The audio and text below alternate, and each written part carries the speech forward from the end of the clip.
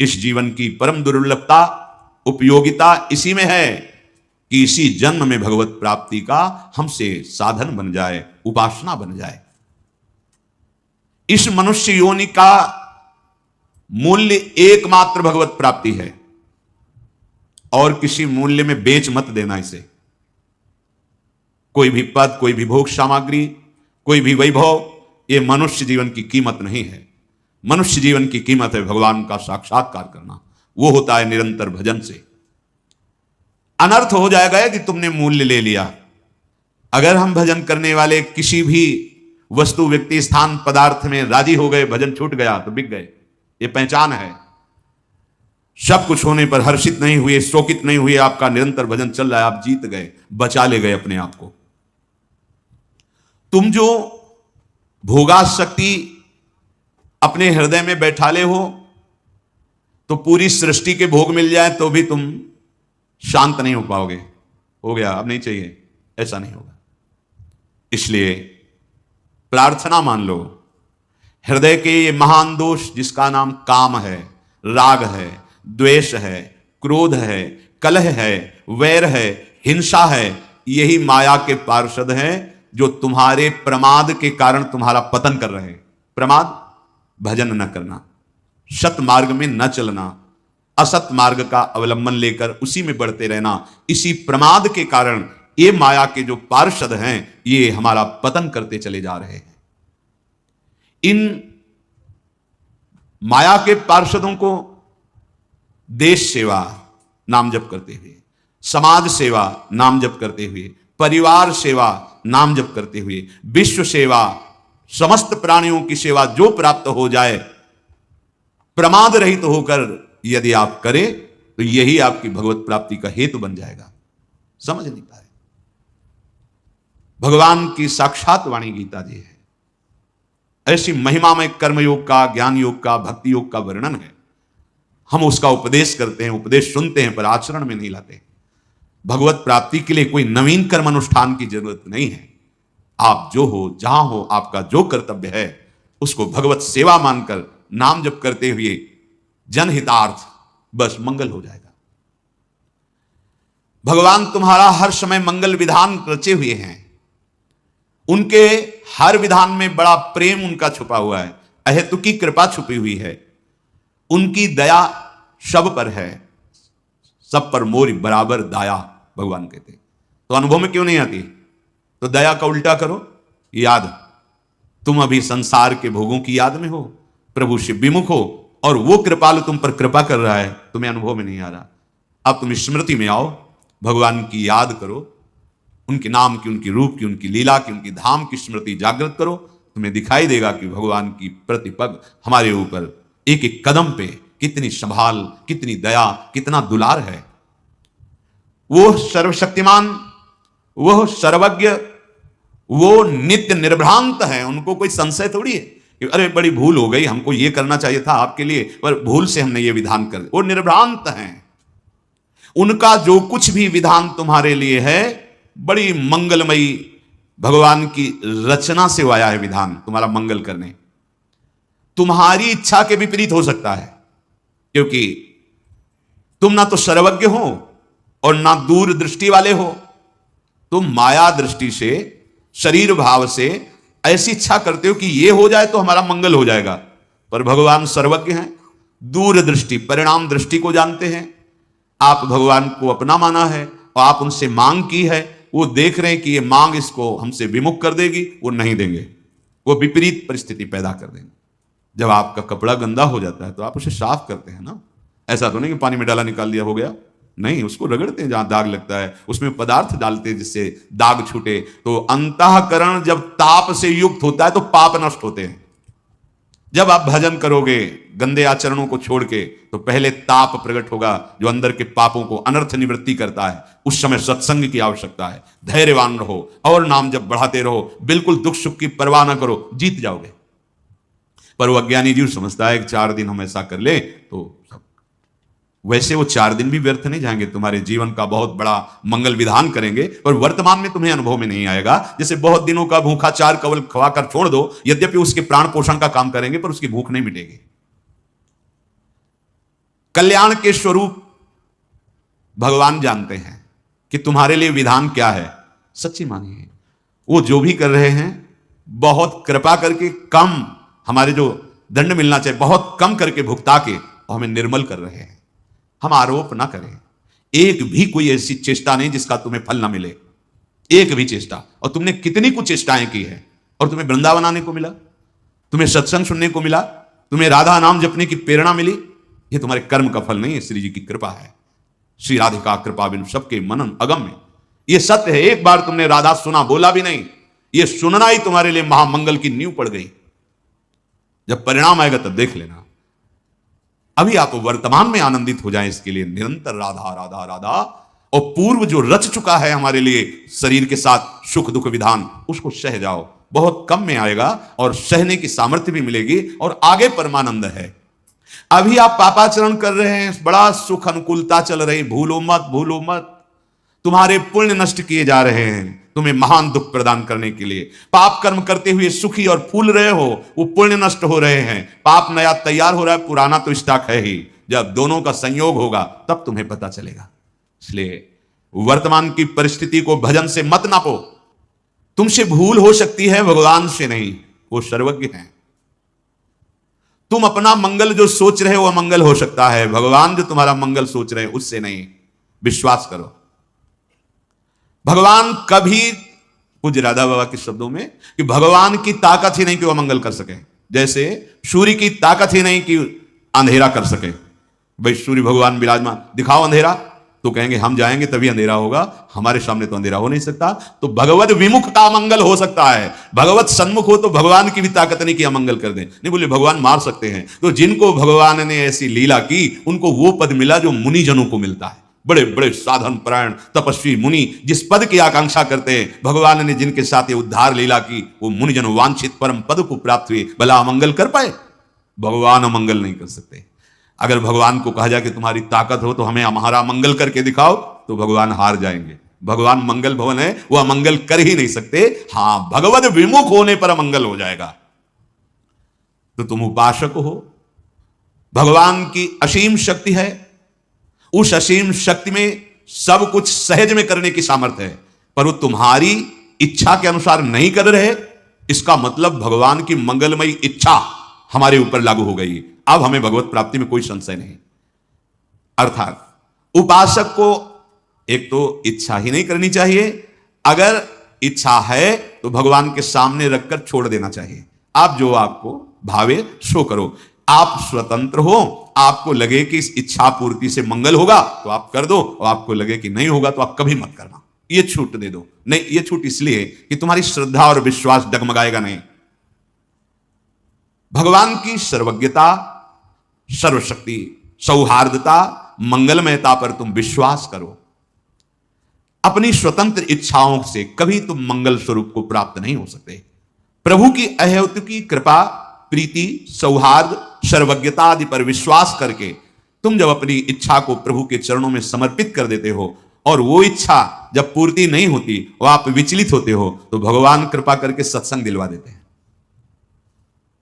पक्का मानना, सत्संग मिला, भगवान ने हमको चयन कर लिया अपने पास बुलाने के लिए। पूरी सृष्टि में हम पर कृपा हो गई, इतने अनंत जीवों में से मुझे निकाल लिया। कितना प्यार करते हैं प्रभु। मुझे सतमार्ग मिल गया, संत संग मिला, मनु सब कुछ प्राप्त हो गया। पर फिर सावधान, संत संग कैसे? संतों का संग जो हमें भगवत कृपा से मिलता है, वो सत्संग जो सत्संग मात्र से भगवत प्राप्ति। बड़े भाग पाइप सत्संगा, बिना ही प्रयास होई भवभंगा। बिना प्रयास ही हमारे संसार बंधन का नाश करने वाला सत्संग। तो कल बताया गया था वो कैसे होते हैं साधुजन। पहला था तितिक्षवा, तितिक्षवा सहनशील, कारुणिका दयालव अर्थात दयालु, सर्वदेही नाम अर्थात सकल प्राणी नाम सुहृदा हितकांक्षिणा। समस्त देहधारियों का कैसे मंगल हो, ये कैसे सुख को प्राप्त हो, यही उनके हृदय में चलता रहता है। अजात शत्रवः, संपूर्ण सृष्टि में एक भी शत्रु जिसका नहीं है। ना जातो शत्रुवो येषाम ते तथा अजात शत्रवः, पैदा ही नहीं हुआ जिनका शत्रु, अर्थात किसी से द्वेष नहीं। अद्वेष्टा सर्वभूतानाम मैत्रा करुणेवच, सबसे मित्रता का भाव, सबसे करुणा का भाव, किसी पर दोष दर्शन नहीं, किसी से द्वेष नहीं, अजात शत्रवा, साधवा साधुभूषणा, ये परम सुशीतल शीलवान साधुता के लक्षणों को धारण करने वाले, मानो साधुता ही उनका आभूषण है, ऐसे संतजन। मई अनन्य भावेन भक्तिम कुर्वन्ति ये दृढ़ाम। मई अनन्य अर्थात एकाग्रेण निष्कामेन कर्मणा मनसा अंतःकरणेन दृढ़ाम भक्तिम कुर्वन्तु। शरीर से, मन से, वाणी से एकमात्र अपने आराध्य देव का आश्रय, एक भरोसो, एक बल, एक आस विश्वास, सब हमारे भगवान के स्वरूप है, पर हम जिनकी उपासना जिस नाम की, जिस रूप की, उसमें अनन्य भाव। मई अनन्य भावेन, एक अनन्य भक्ति का स्वरूप है। ये अगर नहीं होगा तो आगे वाला अनन्य भाव नहीं आएगा। पहला स्वरूप है सो अनन्य गति जाके असमति न टरे हनुमंत, मैं सेवक सचराचर रूप स्वामी भगवंत। ये बहुत जरूरी है। साहब मेरे प्रभु, सच्ची सच्ची मेरे प्रभु ही है। छुपा छुपी का खेल खेल रहे हैं, बाहर ही नहीं अंदर ही छुपे हैं। ढूंढ रहे हो बाहर, छुपे अंदर हैं। अंदर अपने देखो, सबके देखो, ये पर्दा हट जाएगा। इसके बाद की जो अनन्यता आती है, दूरे सृष्टि आदि वार्ता, इस पहली अनन्यता से सृष्टि वार्ता खत्म, क्योंकि सब में मेरा प्रभु समाया है। अब जो प्रभु का नाम रूप गुरुदेव ने दिया, उसमें अत्यंत आसक्ति, अब और कुछ सुहाई नहीं देता है। और कछु न सुहाए तिनको, जुगल सेवा सुख पगी, श्यामा श्याम के सुख। मई अनन्य भावेन भक्तिम कुर्वन्ति ये दृढ़ाम, अर्थात मत्कृते मदर्थम त्यक्त कर्माणः त्यक्तानि कर्माणि येस्ते त्यक्त कर्माणः। जो दृढ़ाम भक्ति का स्वरूप है वो मत्कृते त्यक्त कर्माणस त्यक्त सुजन बांधवाः, यही है अनन्य भाव। उसी की पूर्ति इसमें होती है। यदि आप अपने लिए कुछ भी स्वतंत्र रूप से कर्म करके उसे भोगते हैं, कर्ता भाव बनते हैं, तो अभी भक्ति का रंग नहीं आया। प्रभु के लिए करते हैं, क्योंकि हमारा तन, हमारा मन, हमारा प्राण, जीवन, चेष्टा सब प्रभु के लिए। हम रुपया कमाते हैं, व्यापार करते हैं, किसानी करते हैं, नौकरी करते हैं, प्रभु के लिए। कैसे? क्योंकि प्रभु स्वरूप हमारा परिवार है, प्रभु स्वरूप आया हुआ आतिथ्य है, प्रभु स्वरूप जो सेवा मिली है उसकी पूर्ति के लिए ये हम जो व्यापार, नौकरी, किसानी जो भी करते हैं वो प्रभु के लिए करते हैं। बस भाव बनाना है। बड़े बड़े महापुरुष हुए हैं, कोई ईंट गारे का काम करते हैं, कोई मटकी थापने का काम करते हैं, कितनी कितनी सेवाएं अलग अलग देखी गई, और स्थिति सबकी बहुत उच्च कोटि की। जो उनकी लीलावत चेष्टाएं हैं गृहस्थ धर्म में रहती हुए, वही हैं जो एक साधारण आदमी करता है, पर उनका चिंतन असाधारण है। जब हम संत शब्द सुनते हैं तो हमारे सामने कोई भेष होता है, ये तो आचार्य परंपरा का दिया हुआ है। वास्तविक साधुता का स्वरूप तभी माना जाता है जब ये लक्षण होते हैं, जो लक्षण भगवान वर्णन कर रहे हैं। ये किसी में भी हो सकते हैं, स्त्री शरीर में हो सकते हैं, पुरुष शरीर में हो सकते हैं, गृहस्थ में हो सकते हैं, विरक्त में हो सकते हैं, बालक में हो सकते हैं, जवान में हो सकते हैं, बूढ़े में हो सकते हैं।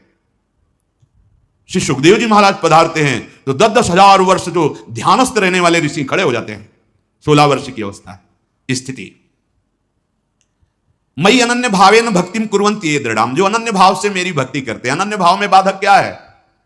कुछ भी अपना ना रहना, सब कुछ प्रभु को समर्पित हो जाना, यह साधक है। इसके विपरीत बाधक है मेरे तो गिरधर गोपाल, दूसरों न कोई, न दूसरी वस्तु, न व्यक्ति, न स्थान, न संबंध, न लोक, न लोकांतर, दूसरों न कोई।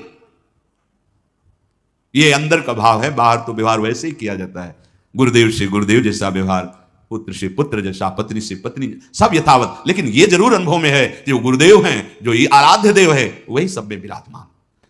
ये बात अनुभव की कह रहा हूं। अगर कहीं पूरी सृष्टि में तुम द्वेष करोगे, अपराध करोगे, तो तुम्हारे गुरु संबंध पर प्रहार हो जाएगा। देख लेना, तुम्हारे इष्ट संबंध पर प्रहार हो जाएगा, तुम्हारा भजन क्षीण होने लगेगा, तुम्हारी श्रद्धा और विश्वास क्षीण होने लगेगा। यही तुम्हारा सर्वनाश और पतन है। ये नहीं कि गुरु से तो हम अभद्र व्यवहार नहीं करते। किसी भी संत वैष्णव, किसी भी जीव से आपका अभद्र व्यवहार आपके आराध्य देव गुरुदेव के संबंध पर प्रहार करेगा। अखंड मंडलाकारम व्याप्तमेन चराचरम, मेरे गुरुदेव चर अचर में, इसलिए होश में, चर अचर में किसी से भी हमारा ऐसा व्यवहार ना हो जिससे हमारे भागवतिक संबंध पर प्रहार हो जाए। मत कृते त्यक्त कर्माणस, प्रभु के लिए कर्म हूं, सारे कर्म प्रभु में समर्पित हो। ये स्ते त्यक्त कर्माणः, जो भी हम कर रहे हैं प्रभु के लिए कर रहे हैं, वही कर्म है। उनको प्रभु के लिए समर्पित कर दिया, वो मुक्त करने वाले हो गए। और अहम से किया, कर्ता भोक्ता वही बांधने वाले बन गए। जो मेरे भक्तजन होते हैं भगवान के, वो मेरे निमित्त सकल कर्मों को त्यक्त माने समर्पण करना। बिना कर्म की कोई रह नहीं सकता। हाथ पैर बांध के बैठ जाओ तो भी कर्म होगा, मन कर्म करेगा, श्वास तो लेंगे ही, चिंतन तो होगा ही। स्थूल को बांध के रख लेने से तुम निष्काम थोड़ी हो जाओगे। स्थूल को बांध के रख देने से तुम ऐसा तो अकर्मण्य थोड़ी बन जाओगे। जो भी आपसे शारीरिक मानसिक चेष्टाएं हो रही प्रभु की प्रसन्नता के लिए हो, प्रभु को समर्पण करने के लिए हो, तो कर्मों का राग छूट जाना, कर्तृत्व भाव छूट जाना, यह त्यक्त कर्माणा है। कर्तृत्व भाव, कर्मों का राग, फल की आकांक्षा, इनका त्याग हो जाना, यही त्यक्त कर्माणा है।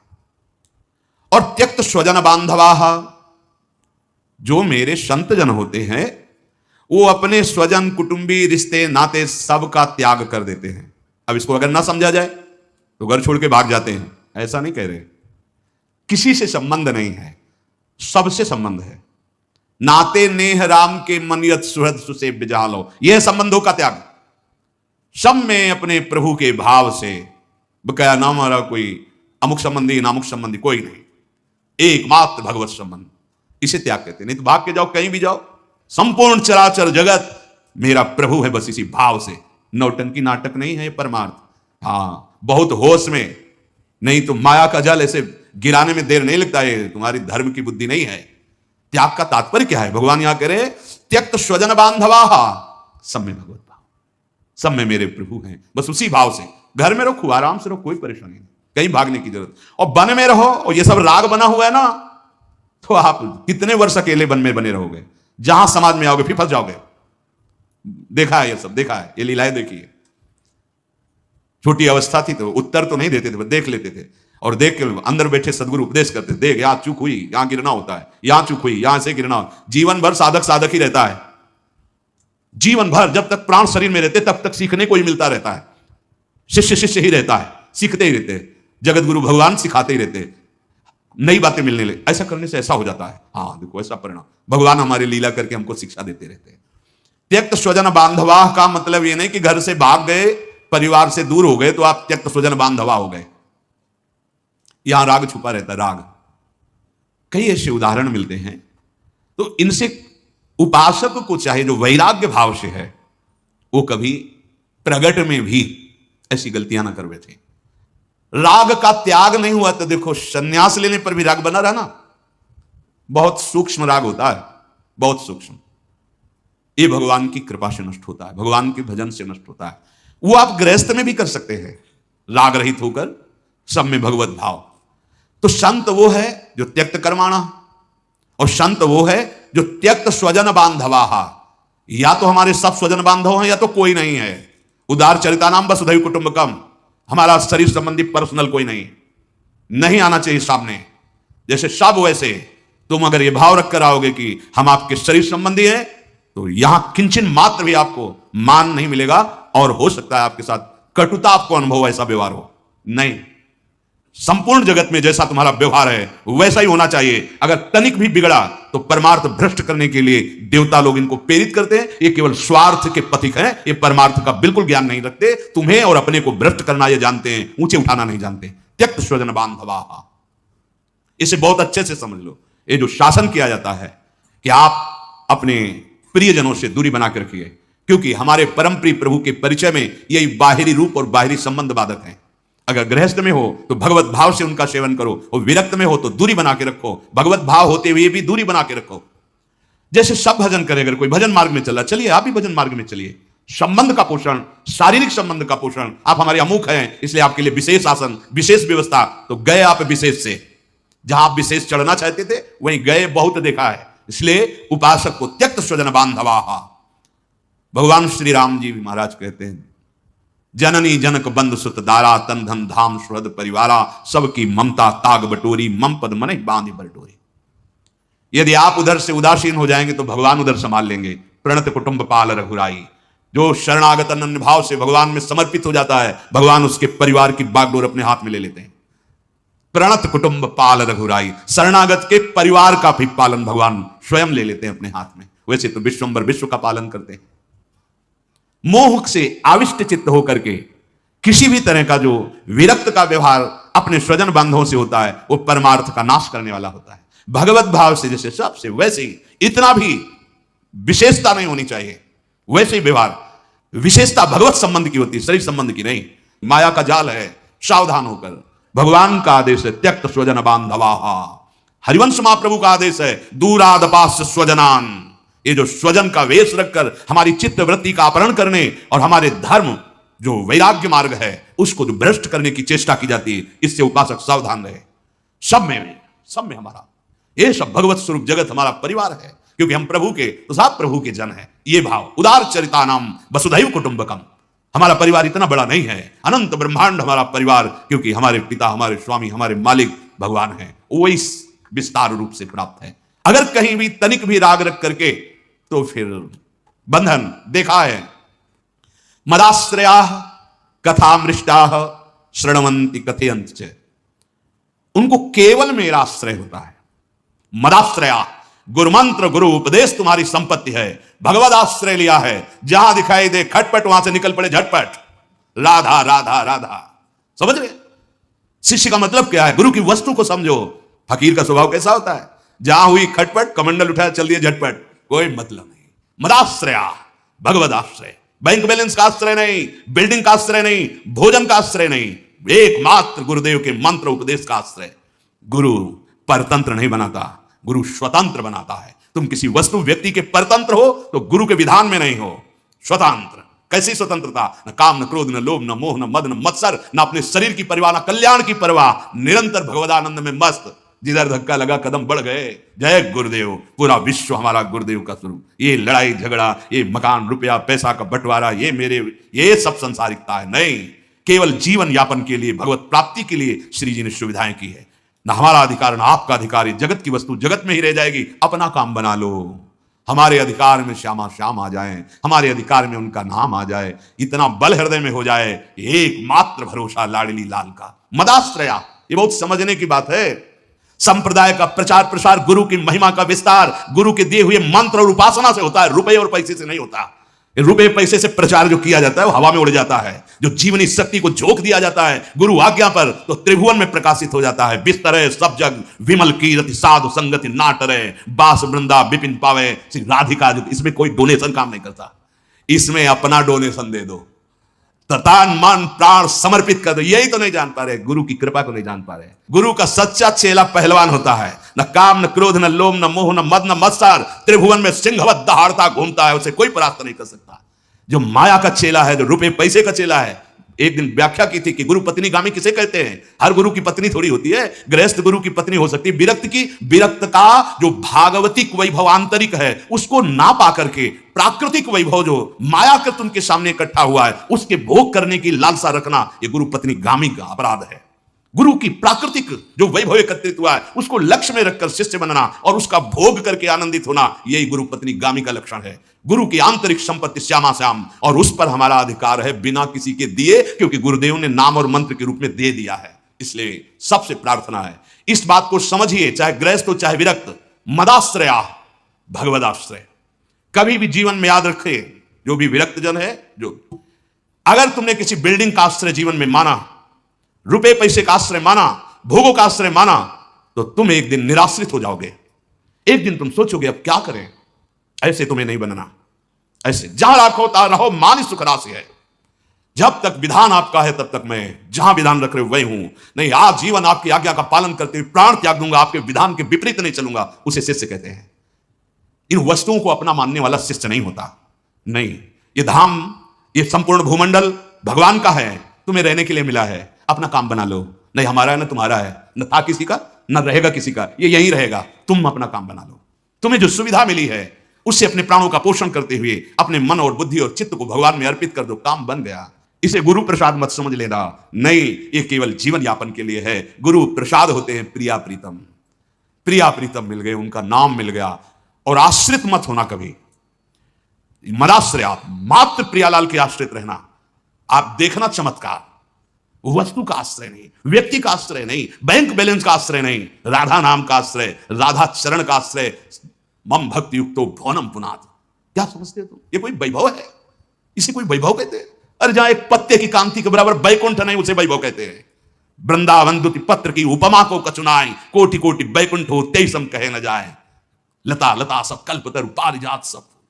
अब कैसे? ये गुरु का वैभव है। धाम नाम प्यारी जू प्यारे जू, ये वैभव कोई छीन ले, इसके लिए तो हम तैयार है। भाई बोले ये वैभव कोई छीन न ले, हम छीनने के लिए तैयार, आप छीन लो। हम तो महिमा तेरी कहा कहूं श्री हरिवंश दयाल, तेरे द्वारे बटत है सहज लाडली लाल। ये तुम छीनवाना चाहते हैं कि आप राधा नाम छीन लो, आप प्रियालाल की सेवा छीन लो, आप प्रियालाल पर अपने प्राण बना लो उनको। ये तो अपने प्राणों की एक एक श्वास श्यामाजू में दो, यही गुरु आज्ञा है। श्यामाजू को प्राण धन मानो, श्यामाजू को अपना जीवन धन मानो। इस प्रपंच में कभी मत फंसना, मेरा तेरा किसी को कुछ नहीं। राधा राधा राधा, और जहां रखें जैसे रखें जैसे जिलावें, मदाश्रया जहां बैठोगे वहीं हर वैभव तुम्हारे चरण चूमेगा। राधा किंकरीणाम लुठत चरणयु रद्भुता सिद्ध कोटि। सिंह का बच्चा सियार नहीं होता है, ध्यान रखना। सिंहवत जीवन व्यतीत होता है बैरागियों का, अंग अंग कट जाए गल जाए पर उनको विषय दैन्यता नहीं आती। हाँ, वो जो सबसे बड़ा महान है वो फिर देखता है, पहले देखता है। अगर तुम्हारा काम इनके हाथ जोड़ने से बन जाता है तो काय को आएगा? नहीं, बने तो रघुवर ते बने, बिगड़े तो भरपूर। अंदर की बात समझ लो, हमारी वाणी ही तुम्हारा संपत्ति है, हमारा मंत्र हमारी उपासना ही तुम्हारा वैभव है। और अगर ऐसा चल रहे हो तो हमारी कृपा ही तुम्हारा कवच है, कहीं भिन्न नहीं कर। ये हमारी सब, हम आचार्य चरण के गुरुदेव के बोल रहे हैं वचन। संप्रदाय का, अपने इष्ट का, अपने गुरु का जो प्रकाश है वो यहां से होता है, छाती से। तन्मयता पूर्वक उनमें लगे रहो। एक भगवत प्राप्त हो गया तो रण विजय प्राप्त हो गई। ये युद्ध का जो विजय श्री है, एक भगवत प्राप्त हो जाए, इस मार्ग में चलो। जो मार्ग है वो भगवत प्राप्ति के लिए है। मदाश्रया, इस शब्द को याद कर लो। कोई आश्रय न बनने पावे तुम्हारे हृदय में प्रभु के सिवा। जहां रख रहे हैं जैसे रख रहे हैं, अधीनता ना आने पावे कि अगर कल हम हटा दिए जाएंगे तो हमारा जीवन क्या होगा। तो हट जाना चाहिए तुम्हें। पहले जीवन को परिपक्व करके देखो कि भूखे रह करके, आकाश के नीचे रह करके हमारी स्थिति श्री जी में रहेगी कि नहीं रहेगी। अगर है तो फिर रुक जाओ आकर के, कोई परेशानी नहीं। और अगर नहीं लग रहा है तो इसे कसो। पहले साधु को अपने को कस के देख लेना चाहिए, किसी भी परिस्थिति में मेरा भगवत विस्मरण तो नहीं हो जाएगा, चेक कर लेना चाहिए अपने को। अगर हाँ ठीक, तो फिर अब महलों में रखो, चाहे झोपड़ी में बांध दो। ऐसे नहीं कि विषयों का सेवन करके तुम्हें डर लग रहा है कि ये विषय छूट जाएगा तो मैं कैसे जीऊंगा, तो अभी लड़ाई अधूरी और कच्ची है, फिर बाद में इसी में लड़ाई झगड़े में फंस जाता है चित्त। संपूर्ण वृंदावन तुम्हारा है, संपूर्ण वैभव श्री जी का तुम्हारा है, क्योंकि संपूर्णतया तुमने श्री जी का आश्रय लिया है। सावधान, चिंतन करो और मन को प्रियालाल में लगा करके बेपरवाह हो जाओ अपने जीवन से भी। ये जीवन जीवन नाथ को समर्पित है। जैसे अर्जुन बैठे हैं रथ में बेपरवाह, क्योंकि सकल लोग चूड़ामणि श्री कृष्ण ने बागडोर संभाल ली, ऐसे तुम्हारी बागडोर आचार्य चरण ने संभाल ली। तिहारे आगले पाछले अपराध हरिवंश खेवी। बिल्कुल विषय आश्रित नहीं होना, स्थान आश्रित नहीं होना, एकमात्र भगवत आश्रित रहना, तो आपका जीवन का जो लाभ है वो लड़कते लड़कते ऐसे चलोगे ना धीरे धीरे, तो भी वो दौड़ के आके मिल जाएंगे। जीवन निर्विकार, भगवत आश्रित, भगवत चिंतन परायण। श्री राधा।